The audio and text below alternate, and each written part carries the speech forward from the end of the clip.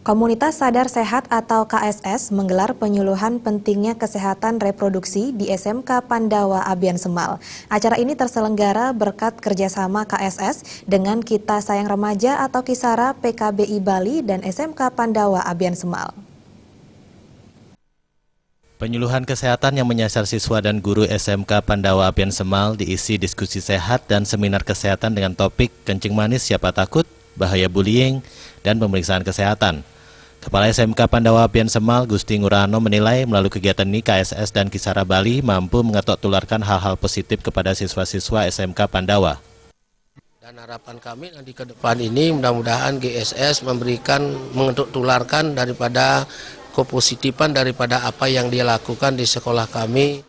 Sementara Koordinator Kisara PKBI Bali Nilo Eka Purni Astiti mengatakan kegiatan ini diisi pula pemeriksaan kesehatan yang menyasar siswa dan guru serta penyuluhan bahaya merokok dan bahaya bullying atau intimidasi.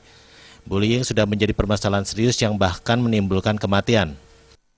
Dari sosial media dan kemudian ada beberapa kasusnya memang bullying itu sendiri sudah menjadi permasalahan remaja yang bahkan menyebabkan kematian itu sendiri. Sehingga di sini kami ingin memberikan informasi kepada teman-teman bahwa jenis-jenis bullying itu seperti apa dan bagaimana caranya untuk apabila terjadi menjadi korban bullying apa yang harus dilakukan.